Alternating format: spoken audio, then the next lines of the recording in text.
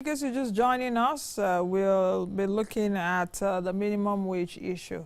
So many things to talk about. The NCS, the National Council of State, have set 27,000 naira as a minimum wage. Dr. Chris Ngige did say that that's for the federal government, but the federal government will put an additional 3,000 on it. So states can also do whatever they want to do as from that minimum wage. Dr. Arome Salifu, an economic development consultant, is joining me right now on the program. Welcome to the show. Yeah, good morning, Nancy. Morning to you, and Happy New Year to you. Yeah, same to you. Yeah. Let's get that started. Talk to me about the development so far, because this journey of minimum wage, of course, it started many years ago, from when 18,000 naira was even fixed, to to most recently in 2017 when President Buhari constituted the tripartite committee and all of that. We also heard that Labour was agitating at the time for 65,000 naira, but when the tripartite committee came together, they did set 30,000 naira. So we've seen some kind of pull me I pull you kind of tussle between federal government and Labour. Where does this leave us right now with NCS, National Council of State, setting 27,000 naira as minimum wage?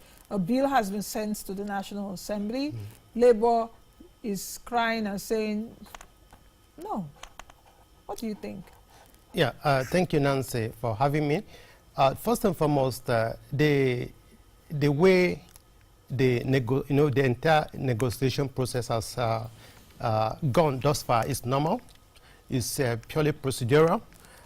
Like all over the world, minimum wage has to do with negotiation, agreement, and of course passing the necessary legislation to make sure that all the stakeholders comply with the minimum wage. However, the idea of minimum wage in this country has always been there, and the struggle has equally been there for so many years. From 1981 all the way to the last regime, that is the regime of Jonathan, when the 18,000 naira was accepted by all the stakeholders as the minimum wage in this country. The workers have always been on the receiving end. We have a broad categorization of citizens in this country. We have the political class that tend to feed so fat on the public wealth of the people, while the very many citizens are excluded from the same.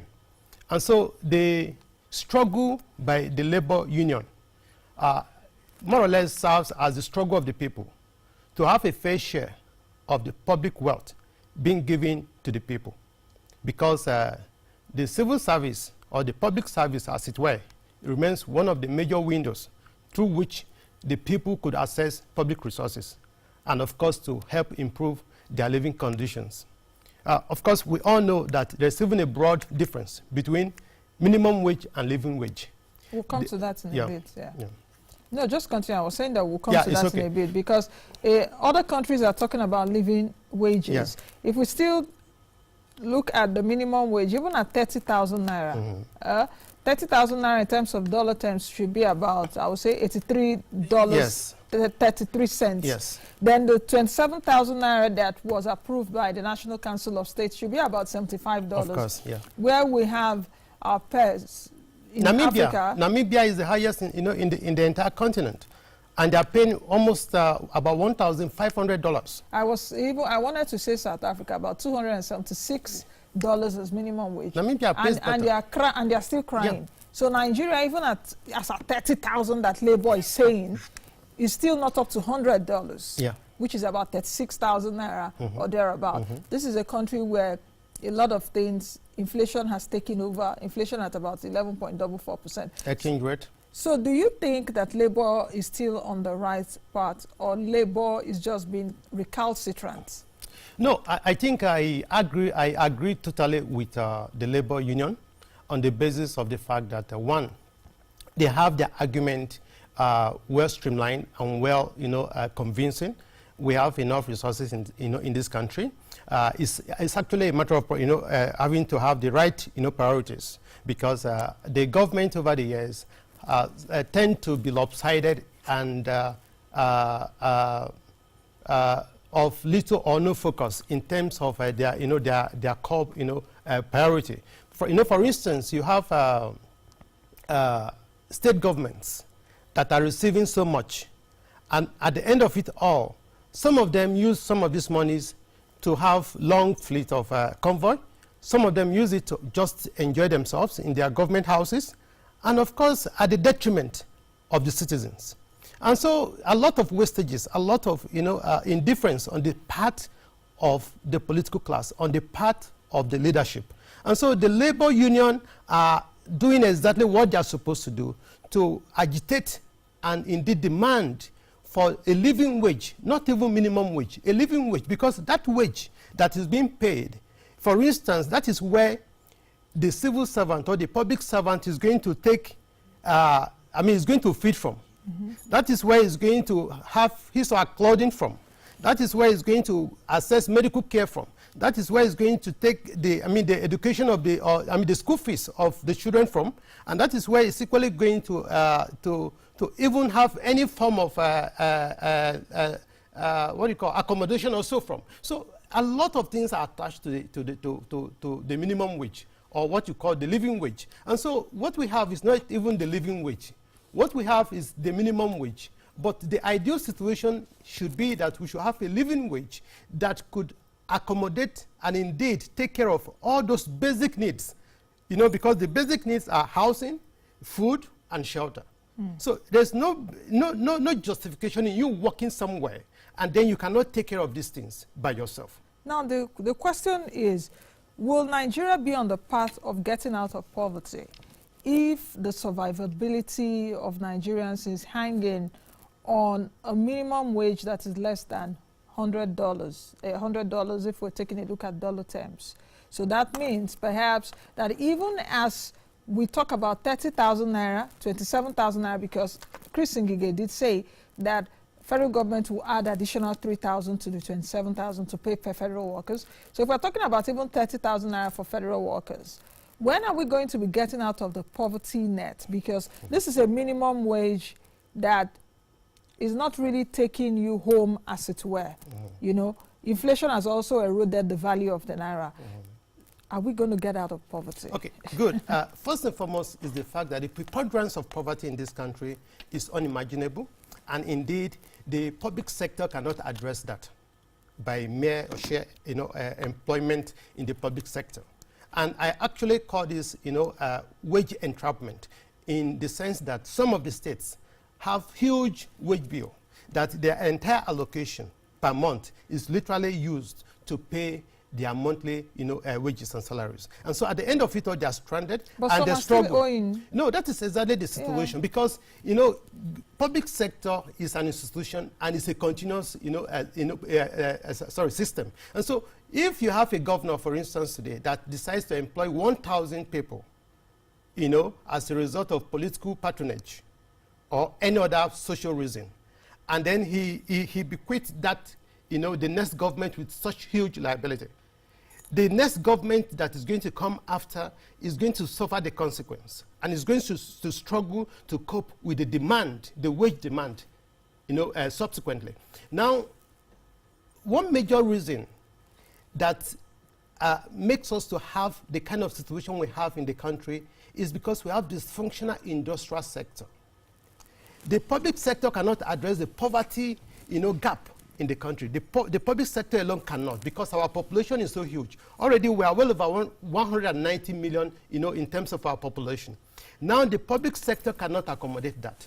We need to have a vibrant, private sector that could help complement, even overshadow the effort of the public sector. I'll give you an instance. We have a situation in the developed world, like in America, in Britain. If you compare the accommodation of the public sector in terms of employment against that of the private sector, They are too far apart that you have the conviction that indeed the employment market is driven by the private sector. And so we don't have that kind of situation in the country. So we need to drive the private sector to a point where it could help drive employment, generate employment, and of course, by so doing, it will help solve the challenge of poverty just over time. Now, the question is because I think the organized private sector also said that it could pay, I think, 25,000 naira as minimum wage, and that is that exempts for companies or organizations that do not have up to 25 workers. So if you have less than 25 workers, you will not pay as much as that. But bearing in mind what you've said, that Nigeria needs to industrialize, and the private sector also needs to be equipped with perhaps, a good business environment to do well, to be able to make poverty reduce. Like you said, government or public sector cannot even reduce poverty, isn't it? Alone. How do we now begin to tweak some of these policies? Because if you take a look at it, Labour is of the view that it can even pay more than 30,000 naira if a whole lot of things are done, some of which you have alluded to. Waste in government. We're seeing that the minimum wage in Nigeria, about 30,000 naira now, that is being moved, or 27,000 naira by NCS, currently 18,000 naira. But at the end of the day, our political leaders are earning so much more. We've seen a whole lot of waste around government, yet the people are suffering. What kind of tweak to policies should we begin to see? Okay, Nancy, the truth is, we need to understand that there are several ramifications to poverty and unemployment, or even minimum wage, as it were. We have the economic ramification, we have the social ramification, and we have the political, ramification. For instance, the economic ramification, the minimum wage argument, even if you are to pay 100,000 naira per month, it could be justified. Why? Because it is actually from your earning that you can have your savings. And it's from your savings that you can have your investment. And it's from your investment that you can have your production. And it's from your production that you can actually have your consumption. It's a cycle. It's a cyclical system. As a country, we need to understand that all of these are interconnected. But the most important thing, and the missing gap, is that the employment that we have in the public sector are not necessarily based on production. They are not necessarily based on productivity. They are often driven by the social ramification, because the private sector employment are driven by the economic ramification. So what are you trying to say, in essence, I want to get to, is the minimum wage argument, which is for the public sector workers, as it were, and perhaps organized private sector. Does it hold so much water than what you are trying to say, let's equip the private sector more to create more jobs? Yes. That's where you stand. Yes, exactly, because ultimately, you are going to have a situation where different stakeholders are going to view and handle the challenge of minimum wage differently by different factors and different motivations. We have the push and pull factors. And so the private sector considers more of the economic ramification than the social ramification. But the public sector considers more of the social ramification than the economic ramification. And that is why you can see that there are some states and even parastatals that recruit not necessarily because they have the need to do so. They recruit because, one, they have the pressure to do so. Because a lot of people are out there suffering and indeed living below poverty in a bracket. And so they have that pressure to recruit almost on a daily basis. If you go to some states, it will surprise you how many CVs are on their table. You go to some parastatals, how many CVs are on their table? Because we are turning out to graduates. Don't even talk of state. Talk about even small companies around. Yes. You get a lot of people looking for jobs, yet the jobs are not there. Let me ask you this question. I'll take some comments on our social media platforms in a bit. But the issue right now is, does it matter how much is paid than fixing economic fundamentals? You understand what I mean? You are taking a look at inflation at 11.44% right now. You are taking a look at exchange rate at around 360 to 363 naira. even if you are being paid 100,000 naira right now, or even more, how much of it would you have value for? Bearing in mind that the economic fundamentals or the macroeconomic statistics, yes, are not as strong as they should be. Exactly. I remember, was it not in 2011, where exchange rate was at about 150 naira, 55, the 18,000 naira. From 2011 to now is how many years? That's about close to 80 years. Yes. So what kind of argument should we be having? Fix economic fundamentals, because even as labor agitates for higher wages, those higher wages, in parentheses, will still be eroded. Of course. Actually, you are right, because if you put all the factors together, the increment will be taken away by inflation and by increased exchange rate, you know, or regime. And so we don't necessarily have to base our argument just on minimum wage alone, okay? However, to address the challenge of unemployment and poverty in this country, there's one fundamental reality we must face. And that is the fact that as a country, we have a huge population. And our consumption is so huge as well, because we must, of course, if you look at our size and then our production, you understand that our consumption is not being supported by our production. What we consume in this country are almost well over 70% imported. And so we consume more than we produce. Yes, that is. And the issue also there is that what we consume is really not produced here in the country. That is it. So you import almost everything from China. What that means is that you are actually generating jobs for young people in China, while you are creating poverty and unemployment for your people back at home. That has to be addressed. I'll give you an instance. Every Nigerian right now has one mobile phone or the other. We don't have a single assembling plant of mobile phone in this country. No, you're even going too far. Not the whole case. We are saying even some tiny pieces. Yes, even to assemble them.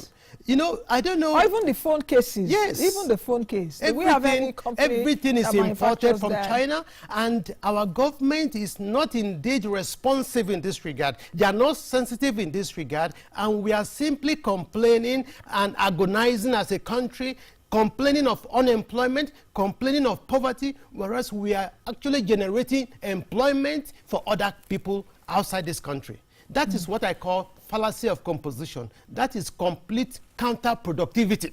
And we must wake up. The earlier we wake up, the better for us as a country. We should wake up. The government. Because for me, I've woken up since for years now. Yes, for years now we've been canvassing these things. I keep on saying one thing on the other. I think was it on Monday when I came back, I did say that for the time that I've been away, I thought that there could be some changes. That I thought I could be saying a new story from Monday that I resumed on the program, but yet it seems nothing has changed. So we should wake up. I don't think other Nigerians should wake up, because we do know if you ask an average Nigerian on the street, he or she will even reel out what the problems are. So who should be waking up? Who should we go and wake up from slumber? Absolutely, it has to be the government, because the government is there to cater for, one, the living conditions of the people, the welfare, the security of the people. And so the people have entrusted their thinking and their welfare in the hands of the government. So the government needs to wake up to ensure that some of these policies, some of these ideas are translated to concrete results, and of course ultimately improving the living conditions of the people. The people cannot elect a government and yet cannot see the result afterward. They must see the substance of good governance after all said and done. It has to be practical, it has to be tangible, it has to be something you see, you feel, and you can experience. That is what the people are expecting on the street. I like that, something you feel, you see, and you can experience. Because politics is more of even economic power. Really? And all of that. Okay, Ode Samuel on Twitter says, minimum wage of 30,000 naira of today is far less than 18,000 naira of 7 years ago, because the inflation rate is higher today than before. Yeah. Peter Echo says, Nigerian leaders are inhuman concerning this minimum wage. If it was to increase the allowances of governors and senators, it won't be an issue at deliberate. God help us.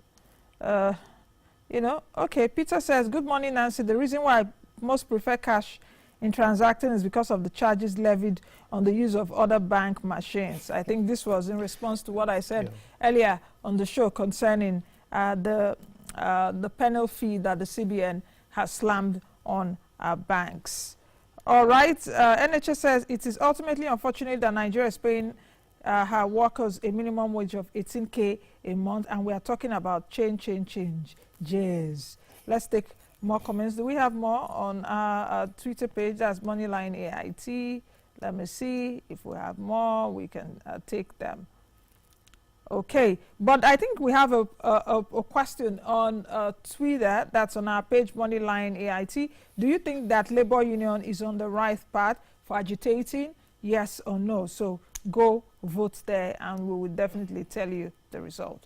Now, you were talking about living wage earlier, and living wage is a wage that should provide the basic things for you, basic things, and also you should also have some kind of change. Of course. Some kind of disposable income for savings and investment. So in Nigeria, we are not even on the pathway of living wage alone. Even the minimum wage, or should we even call it just management wage? Of course. You can call it anything. Let's call it we're just managing. Management wage, as it were. At what point do we now begin to agitate for living wage, since even labor is still agitating for minimum wage? Of course. Really, Nancy, the truth is the problem we are faced with concerning the minimum wage is actually the microscopic, ramification. The macro ramification is that the entire country, the country as a whole, has the same challenge. Like I told you about the cyclical system that we have in this entire episode. As a country, what do we earn? Okay? As a country, what do we save? As a country, what do we invest? As a country, what do we produce? And as a country, what do we consume at the macro level? That is a food for thought. Now, concerning the immediate solution to the entire minimum wage entrapment, I would advise that the current revenue sharing formula has to be reviewed. And this argument has been pushed, even by some state governors. Right now, we have 56% going to federal. Yes, 52. 52% right now. Yeah. Okay. Now, and then about 24 or so percent going to state and 20% going to local government. Yeah.